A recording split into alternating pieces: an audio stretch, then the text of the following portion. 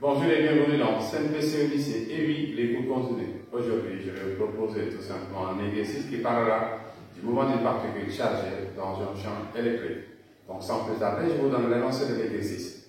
Et juste après cela, une correction vous sera proposée. Chers élèves, donc prenez l'énoncé de l'exercice. Un dispositif non représenté sur la figure 2 permet d'obtenir un faisceau homocinétique de particules 1 et 2 de vitesse V0 horizontale. La charge Q des particules est positive. Ces faisceaux pénètrent en haut dans un champ électrostatique uniforme créé par l'ensemble de deux plaques horizontales P et N, distantes de 2A et de longueur 2L.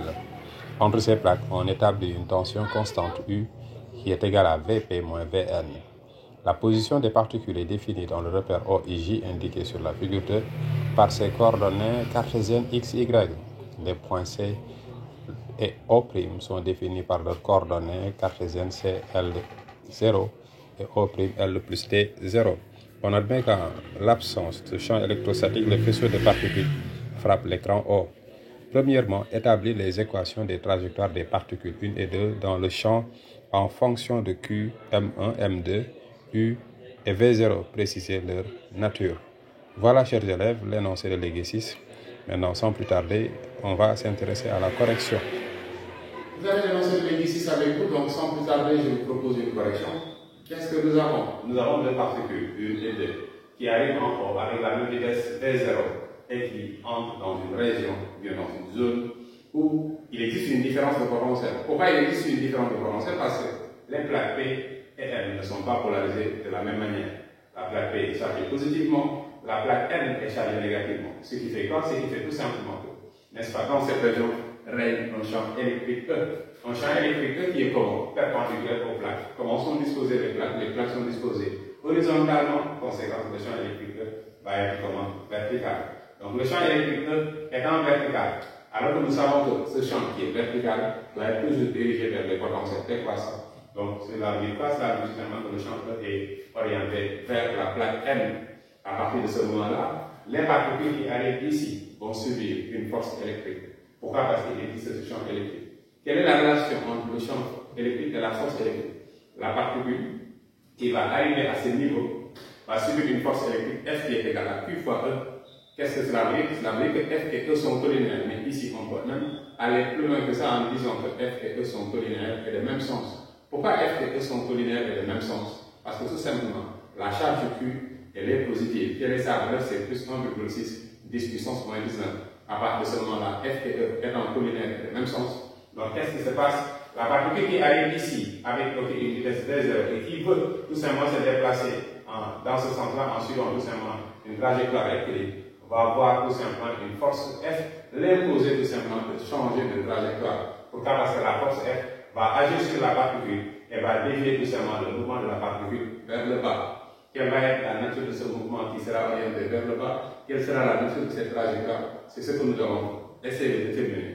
Et pour cela, il nous faut l'étude dynamique. Pourquoi l'étude dynamique? Parce que nous voulons avoir l'équation cartésienne de la trajectoire. Pour cela, il faut avoir une idée des équations horaires. Et pour avoir une idée des équations horaires, il vous faut aussi, n'est-ce pas, connaître l'accélération. Pour savoir l'accélération, on doit appliquer le TCI. Et c'est ce que nous avons essayé de faire afin de répondre à la question qui a été posée. Donc, suivez attentivement la suite que vous allez comprendre. Donc, comme vous pouvez le constater, on a commencé à faire l'étude dynamique, système étudié, la particule. Ici, je ne fais pas de distinction entre la particule 1 et la particule 2. Je fais l'étude de façon générale. Bilan des forces. On a seulement considéré la force électrique. Pourquoi? Parce qu'on va négliger de quoi devant la force électrique. On suppose que nous travaillons dans un référentiel terrestre supposé galiléen et que nous allons appliquer le TCI. Pourquoi? Parce que l'objectif c'est d'avoir l'accélération. Si vous appliquez le TCI, vous allez avoir F égale à MA, F égale à MA. Or, vous savez que F égale à quoi? QE. Donc QE égale à combien? MA. Quelle va être la conséquence? Donc du coup, on a A égale à quoi? Q sur M. Multiplié par quoi? Multiplié tout simplement par E. Et maintenant, comment essayer d'avoir les coordonnées de l'accélération? Il nous faut obligatoirement avoir les coordonnées de E.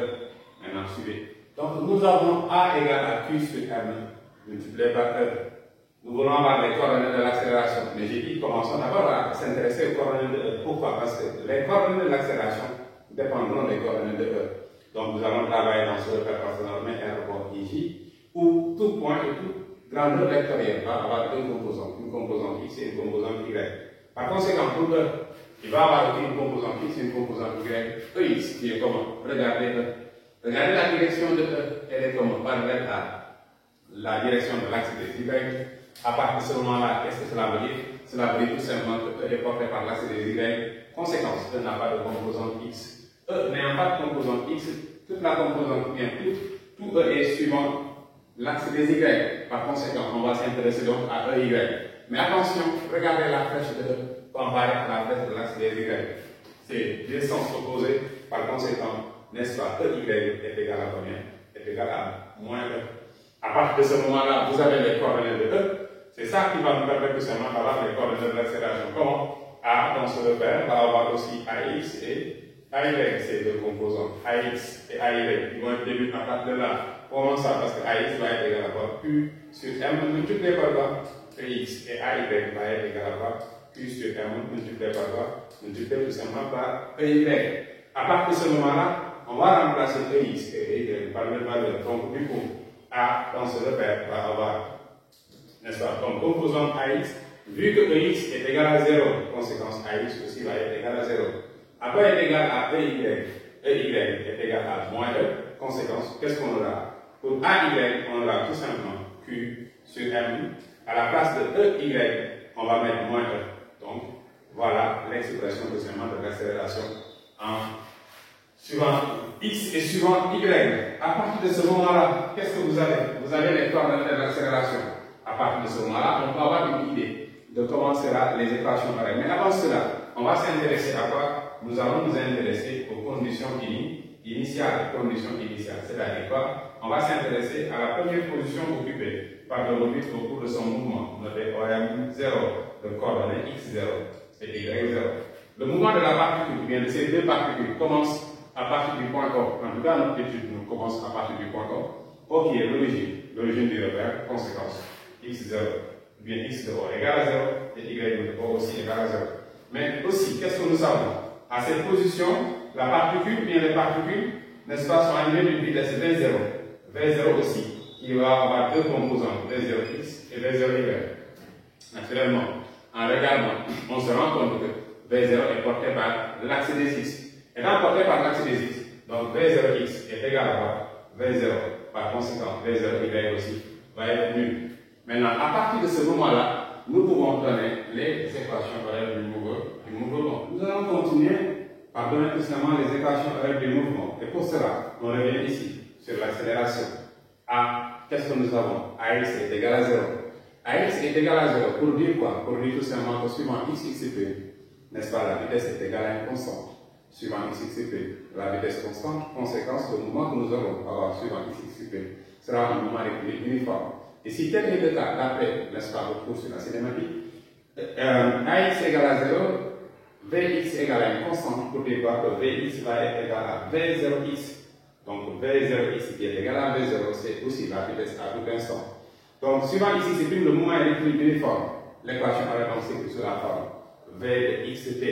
Mais nous allons dire que Vx est égal à V0x, donc ce sera V0 multiplié par T plus x0.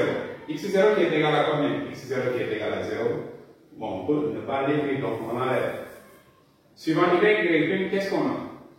Nous avons AY qui est égal à moins Q, E sur M, qui est comme une constante. Suivant y, la trajectoire est rectiligne.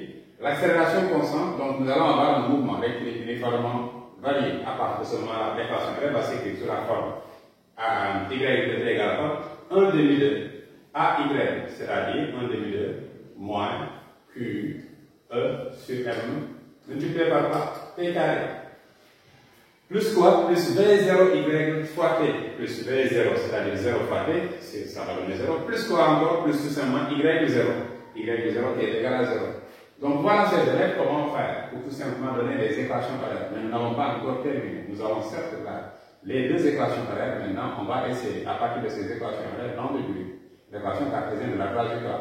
En faisant quoi? En essayant de combiner tout simplement ces deux équations pareilles de façon à avoir une relation qui va lier x et y indépendantes du temps. Pour cela, qu'est-ce qu'on fait? Ici, je vais l'appeler l'équation 1, celle-ci l'équation 2. Je travaille avec l'équation 1 pour faire quoi? Pour tout simplement faire sortir t. Donc dans ce cas-là, vous avez x égale à v0 fois t, conséquence t va être égal à quoi? X sur v0.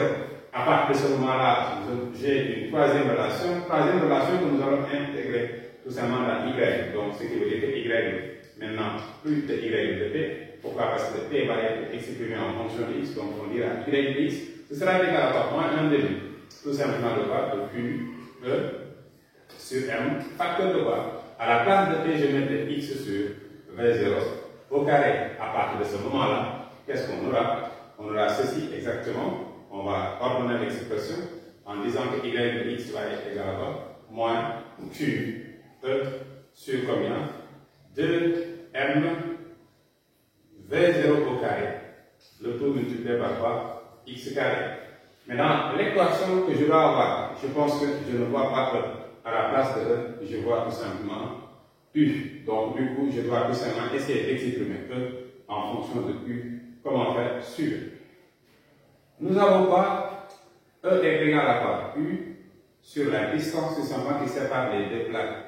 La distance séparant les deux plaques, P1 et P2, cette distance-là est égale à 2A. Conséquence, on a quoi? E est égal à combien? U sur 2A. Ce qui va avoir comme conséquence, Y va être égal à combien? On a des moins. Q à la place de E, qu'est-ce que je vais mettre?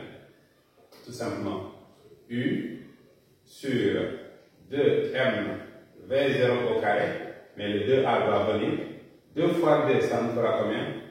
4 multiplié par A, le tout multiplié par quoi? X au carré. Donc l'équation horaire ordonnée par c'est écrit sous cette forme-là. Quoi? Moins Q, U, un accord sur 4M V0 au carré, un accord A, le tout multiplié par combien? X au carré. Voilà, nous avons l'équation horaire, non, l'équation cartésienne de la trajectoire de façon globale. Maintenant, on va donner l'équation de la particule 1 et celle de la particule 2. Qu'est-ce qu'il faut faire? La particule 1 a pour masse M1, la particule, n'est-ce pas, 2 a une masse M2. Donc, nous allons le revenir ici, dans cette expression. On va maintenir tout, sauf la masse M qui sera remplacée par M1 ou M2. Et ceci va donner quoi? Pour la particule 1, on n'a pas Y1 de X est égal à moins U sur 4M1 V0 carré multiplié par A X au carré. Et pour la particule 2, tout simplement nous avons moins QU sur 4M2 A V0 au carré multiplié par X au carré. Maintenant, on a donné les équations cartésiennes, n'est-ce pas, de la trajectoire des deux particules. Il a été demandé à donner la nature de ces trajectoires, mais vous savez que, n'est-ce pas, ces trajectoires sont des trajectoires tout simplement paraboliques. Donc, on a une trajectoire qui est parabolique dans les deux cas. Voilà, chers élèves, je pense que nous avons répondu à la première question de l'exercice.